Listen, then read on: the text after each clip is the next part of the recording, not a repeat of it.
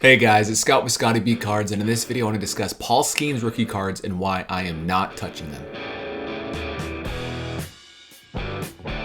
These type of videos are always interesting because I am going to make an argument against Paul Skenes, which may sound obvious, but I want to look at the data and the numbers to actually back up this argument and discuss when and if it might be the right time to buy Paul Skenes. Paul Skenes, if you don't know who he is, he's Livy's Dunn boyfriend, and he's about to win his first Cy Young. Won Rookie of the Year last year. He's the clear frontrunner for Cy Young right now, having a great career. He's 22 or 23 years old, and one of the young future faces of baseball pitching, which is rare. Most young pitchers get hurt, most young pitchers don't perform, but Paul Skenes has been able to do all of that plus more. And so there's a lot of hype around his cards. And here's a card that actually sold this past week or so. And I'm not gonna tell you what it sold for yet, but I want to compare this card first to these four cards. This is a one-of-one Paul Skenes from 2025 Topps Dynasty. Topps Dynasty features game-used relics, game-used patches from an actual game-used jersey, as well as on-card autographs, and is basically the most sought-after rookie set for a pure set. Obviously, the rookie debut patch autograph is worth more. Maybe the Topps Chrome Superfractor is worth more, but overall, for a set, Topps Dynasty has become the go-to in a lot of ways. I want to compare that Topps Dynasty to these four Topps Dynasties. All of these have sold recently. I want to compare the pricing of these four. We have an Elly De La Cruz Logo Man one-of-one autograph, his very best of Topps Dynasty, even better than this card. There's about 7 one-of-ones in Topps Dynasty with each having a different photo. It sounds confusing. We'll explain it more later. Either way, we also do see a Francisco Lindor one-of-one with the Chief Wahoo patch. We see an Acuna Logo Man rookie autograph. This is one of his very best rookie cards. And an Ohtani, one of his 5 or 6, 7 images, where it has the game-used laundry tag here with the rookie on-card autograph. Between 2014 and 2018, these all have rookie logos. They're just on the back of the cards, but they are true rookies. They're not like weird. They're actual rookie cards. So what did these cards go for, you ask? The Elly De La Cruz sold on auction just barely for $34,000. A lot of money, $34,000 for Elly. The Ohtani last April, it's way up since then, probably at least a 6-figure card now. I'm guessing, and we'll talk about pricing for Ohtani cards in a minute, probably like $100,000 to $120,000 if I had to guess what that sold for since. But this one did go for $33,000. That Lindor one-of-one went for $6,000, very comparable to the Pirates patch in my opinion, because it's like,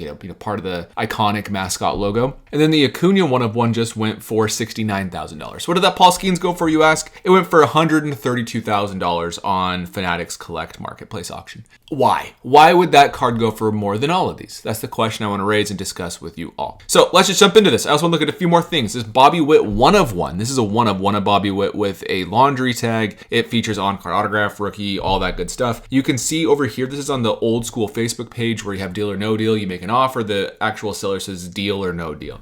And you can see Andrew offered $13.4 thousand, pending sale to me. 13.2 from Pete was close to getting a deal done. So this went for about $13,000 to $15,000 for this Witt. And again, the Skenes went for $132,000. This Ohtani was for sale. This is a way cooler card in my opinion. Ohtani one-of-one rookie with a halo patch. Great on-card autograph. This card was $190,000 or best offer. Compared again to the Skenes pricing, that doesn't make sense. And this is something we're seeing across the board for Paul Skenes. And I like Paul Skenes as a player. I like Paul Skenes as a pitcher. I like Paul Skenes as a person. I don't know him that well, but overall, I like everything about Paul Skenes. And he's having some very big sales, and that is something we need to take a step back and analyze why this is the case. Here we can see his MLB debut patch autograph sold for $1.1 million. That went to Dick's Sporting Goods, and who knows if this is a real price on that sale. Either way, someone else bid it up that high before Dick's, either someone internally, which I don't think happened. I have no accusations there, or another buyer who wanted that card. Either way, Dick's Sporting Goods won that card. Then we have that Dynasty that just sold just barely. We have his Bowman Chrome Superfractor, his Topps Chrome Superfractor, and then his Bowman Chrome Superfractor. Some huge sales. But how does that compare to other all-time great pitchers, you ask? Here's Clayton Kershaw's all-time sales. So we have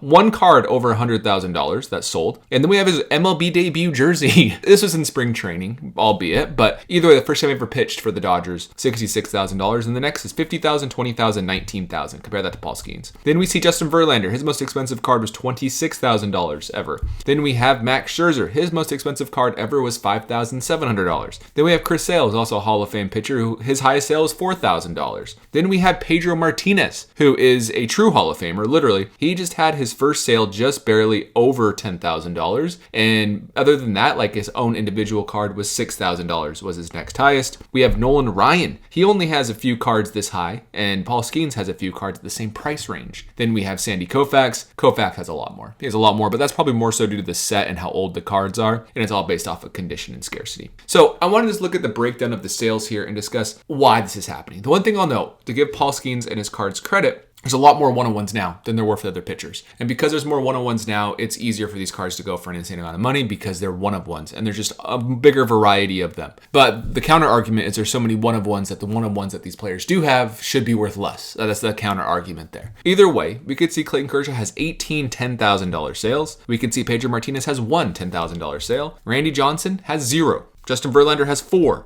Jacob deGrom, who he had a really big, like he was actually really highlighted in the mid 2010s, early 2020s for being like the guy who's having the all-time peak. He only has 1. Max Scherzer, 0. Chris Sale, 0. Paul Skenes, 66 so far. He has 66 $10,000 sales or higher so far. So I just want to highlight, compared to Hall of Fame caliber pitchers, there's a lot of hype around his cards, and that's why I'm staying away. I wish I could buy his cards, and I will also know, I think it's worth noting, the ultra high end is very disassociated from his mid to low end cards. His mid-end cards still go for a lot. His low-end cards, they still go for a lot as well, but it's a lot more reasonable. I remember back in the day, if you would have spent $1,000 on a pitcher's card, people would have thought you were crazy. And now people are spending 6 figures, and that's the part that concerns me. I also feel like his market is a little bit artificial. That's the biggest challenge for me, is a lot of the really big sales and a lot of the really big cards, they feel like they're really pumped up by marketing efforts. And on top of that, companies are buying their cards. Like Dick's Sporting Goods bought this rookie debut patch autograph to display on their Pittsburgh store, their headquarters. Celebrities are getting in on the game, and they're kind of just being told what to do. Like, I don't think that's nefarious. It's just, if someone gets into the hobby from another high-ranking Topps employee, they're going to listen to like their advice, right? And so they're saying, yeah, Paul Skenes, his cards are up right now. That's what they're going to go for. The other issue is a lot of the really big sales come with no clear bidding history. And without bidding history, it's hard to know if they're legitimate. And I don't want to question the legitimacy of these cards, but I don't see many whales, when I say whales, I mean like really big collectors, actually posting and flexing their Paul Skenes cards. It doesn't really feel like that compared to other players. So the market feels a little artificial to me, which is concerning. On top of that, pitchers are still very risky. This is something that we need to discuss, is he is awesome. And Paul Skenes, if he had a guarantee of staying more healthy like a position player, I don't think this video would really need to be done because the pricing probably could be supported by performance. But the issue is he is a pitcher. We can't just ignore that fact.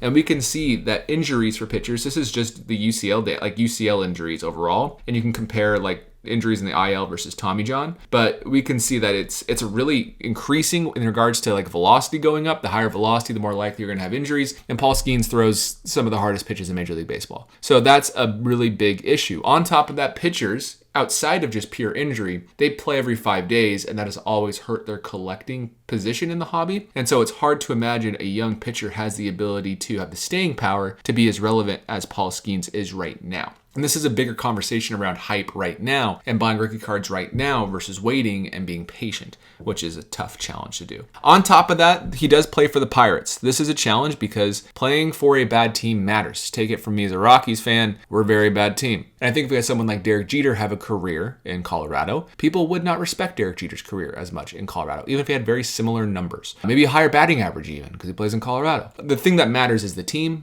success, all of that matters. And if you don't have the opportunity to do so, it's tough. And you can see that with even Mike Trout at times. His cards obviously go for a lot of money, but a lot of his legacy is he only made the playoffs one time and they got swept. And that's unfortunate, but it's just kind of the way that people look at things, whether it's fair or not. So I think the team does matter. Big markets do matter, unfortunately, for card values. With all that doom and gloom out of the way, I do want to know pitchers can be a good investment at the right price. Here's an example. I like Chris Sale. I talk about Chris Sale. But if you would look at his cards over the last, like I said, all data, which goes back to 2016, his cards are up, which isn't a surprise. But if we look at even just since April 2024, his Topps Chrome base autograph sold for $4.25. Now it's $65. Not up a ton, but it's still up. It's still up a ton of money. Then his Bowman Chrome Blue, this now worth about $450. It sold for $193. Like, you can find good deals. They're out there. We can even look at Clayton Kershaw, right? So here's Clayton Kershaw's entire card history. And we can see in September of 2021, when Kershaw wasn't as collected just due to, the way that the market works, we can see his BGS 9.5 5, it's sold for $1,100, and his PSA 10 sold for $1,000. Pretty funny that they were kind of flipped there. And both those cards are way up now. So there's buying opportunities for pitchers, and it can happen, but I guess I am just concerned about the price point and what's going on with Paul Skenes cards. So maybe this isn't a crazy take, but overall, I think Skenes is awesome, but his cards seem inflated just based off of hype and outside dollars of typical card money. On top of that, I do want to note again, low to mid end, there are some good deals there. If you want to collect his cards there, I might even buy some of his cards there, but the high end just doesn't seem like the risk reward ratio is really there for me. And I could be wrong, and I'm okay being wrong. This is one of those things where you kind of have to take the side of history a little bit and say he's a pitcher, his cards are higher than any position player, and it doesn't make sense in comparison to a lot of things. So I'm okay. If I miss the boat on this one guy, that's great. I'm